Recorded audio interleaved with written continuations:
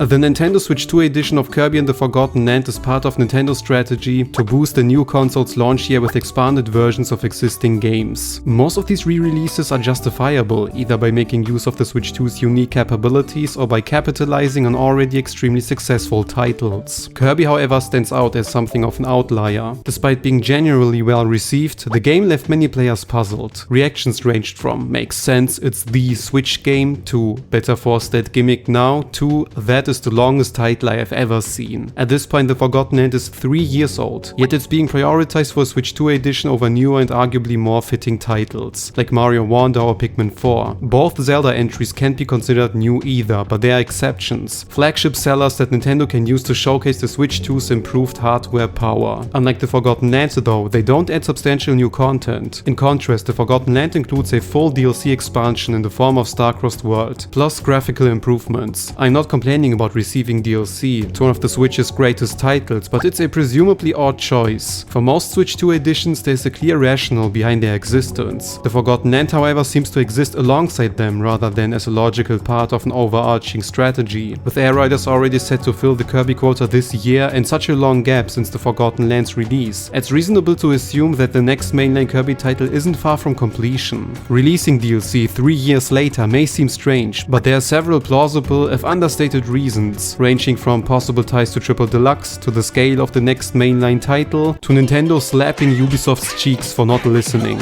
It will make sense. Demand for additional content for the Forgotten Land started as soon as the original game was released back in 2022. Kirby never received paid bonus content, but it was the 30th anniversary, and it felt like a fitting occasion to celebrate the most successful title in the series with additional surprises. Of course it never happened, but we know Nintendo likes to sit on completed games, and we also know that Nintendo made no secret of the fact that a handful of the Switch 2's launch window releases were originally planned for Switch 1. Mario Kart, Donkey Kong and Age of Imprisonment all started their development on weaker hardware, until Mario Kart and Donkey Kong were roughly shifted in 2021 to Switch 2. Planning for the next hardware generation happens as soon as the new one releases, so we can assume Nintendo was fully preparing titles for the Switch 2 around 2021, maybe even 2022. This is why DLC for the Forgotten Land was always part of the plan, rather than a recent idea to justify more Switch 2 editions. It released at this exact sweet spot where plans took shape, and there would have been plenty more suitable candidates to pad out the Switch 2 edition collection. Naturally, it's difficult to speculate about internal decisions, and no one knows exactly when the choice was made to move certain games, but I can imagine that Star-Crossed World was developed and then pushed to Switch 2 once plans for Switch 2 editions began to form. Forgotten Land always felt destined for DLC, with all those empty areas on the world map,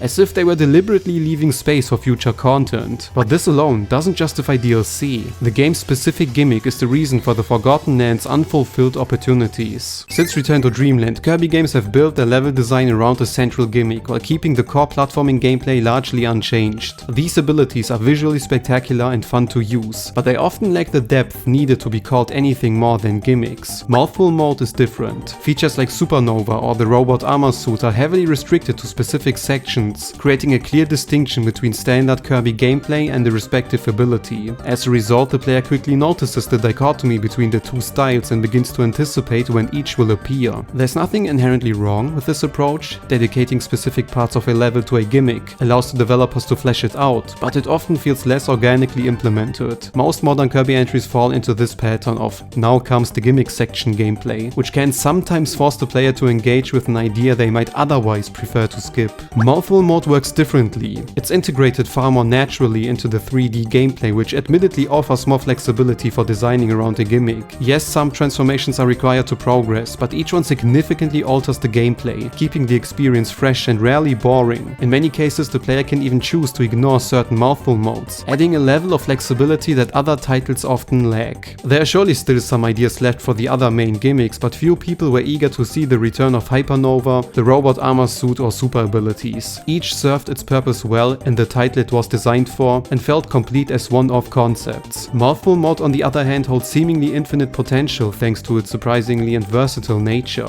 Unlike previous gimmicks, Forgotten Land's core idea doesn't follow a single gameplay style. The developers aren't limited to thinking up a handful of creative ways to inhale an object, or to give basic copy abilities flashy yet similar destructive upgrades. Mouthful Mode can take the form of anything, and anything can become a new gameplay concept. This is what makes it such a strong idea for DLC, and one of the only recent gimmicks gimmicks that players seriously considered would return in the next mainline title. So the question was, should they reuse the same idea and expand on it, risking it feeling too similar, or developing DLC and give it one final meaningful outing? The potential was immediately clear with the introduction of the new Spring Mouthful mode, which emphasized vertical level design, something the base Forgotten Land noticeably avoided. This DLC wasn't just a final opportunity to refine Forgotten Land's gameplay with a dedicated campaign. It was also a chance to break free from the monotony that had started to settle into the series after Triple Deluxe. Triple Deluxe was a very safe successor to Return to Dreamland, and I don't mean that in a negative way. Return to Dreamland had finally given Kirby a successful home console entry on the Wii, and it would have been too risky to deviate from the newly established formula. At the time, 2D games were resurging in popularity, and Triple Deluxe actually had more going on beneath the surface than many gave it credit for. Still, to the general public and many players, it felt like a cautious sequel, polished and enjoyable, but ultimately just a slightly evolved version of what came before. Planet Robobot and Star Allies followed the same basic structure, which is why some casual players even refer to these modern entries as the new Super Mario Bros. Of the Kirby series. Fun, familiar, but lacking bold innovations. We all expected a similar approach for the Forgotten Lands follow-up, especially since it mirrors Return to Dreamland in many ways. It was a massive financial and critical success for the franchise, and as the first full 3D title, it marked a major shift in the series formula, so it would have made perfect sense to create a sequel that played it safe. A Triple Deluxe to Forgotten Land, so to speak. Still, assuming the next mainline title is set for release in 2026, that would once again mark a 4-year gap between Forgotten Land and the upcoming major entry. Sure, 3D gameplay takes longer to develop, but the team now has both the foundation and the experience from Forgotten Land, which itself came 4 years after Star Allies. Call me naive, but I don't believe the developers need another 4 years just to produce a safe, slightly updated successor that sticks closely to the Forgotten Lands gameplay. That leads me to think the next mainline entry will be far more ambitious, a bigger leap forward than many of us initially expected.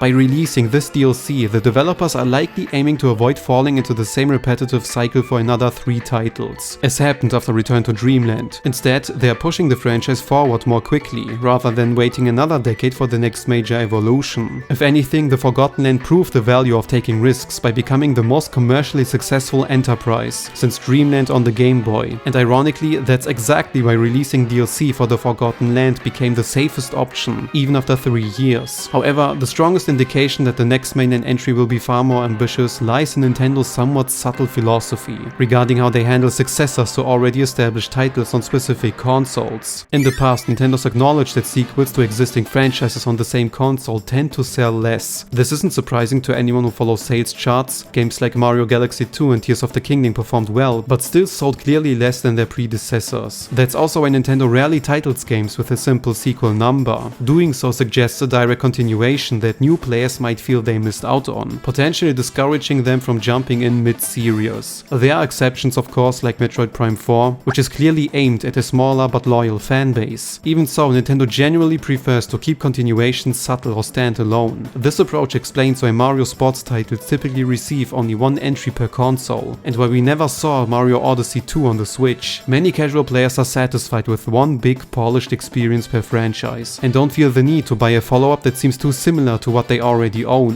Ubisoft publicly expressed disappointment with the financial performance of the second Mario + Rabbids game and revealed that Nintendo had advised them it's genuinely better to release only 1 iteration of a franchise per console. With Star-Crossed World, Nintendo seems to be following that philosophy, launching a new mainline Kirby title early in the Switch 2's life cycle. If this next mainline entry ends up being too similar in gameplay and presentation to the Forgotten Land, there would be little incentive for casual players, one of the franchise's core audiences, to buy it. After all, Forgotten Land and Star-Crossed World together already form a compelling and complete package. Star-Crossed World isn't an entirely new experience, and a respectable portion of potential buyers will still wait for a true follow-up. There's also backwards compatibility, so players don't even have to upgrade their game. They can simply enjoy the original one as it is. By the time the next title is released, many customers will have already purchased the Switch 2 edition and may not be interested in another relatively similar experience. This would go against Nintendo's warning they gave Ubisoft. Another strong indication that the next mainline entry will be far more ambitious. Kirby became a much stronger brand thanks to the Forgotten Land success, and there's also the argument to make that they just want to capitalize on such a fruitful title again. This is the sole reason downloadable content exists in the first place, but Star-Crossed World is the only Switch 2 edition so far to add substantial incentives, beyond hardware gimmicks or alternative control methods. The main reason why they want wanted to add the first proper DLC in the series 3 years later was to close out the Forgotten Lands potential, avoid boringly safe sequels, while paving the way for a bigger leap forward. In reality, Nintendo just happened to extend the release of their new console so indefinitely, hell had to sit on their DLC for 3 years, but this explanation makes for a boringly safe video. And now, dear viewer, allow me to say the line that has freed countless YouTubers from the burden of making a source-based argument by dressing up even the most speculative takes in a comforting bow.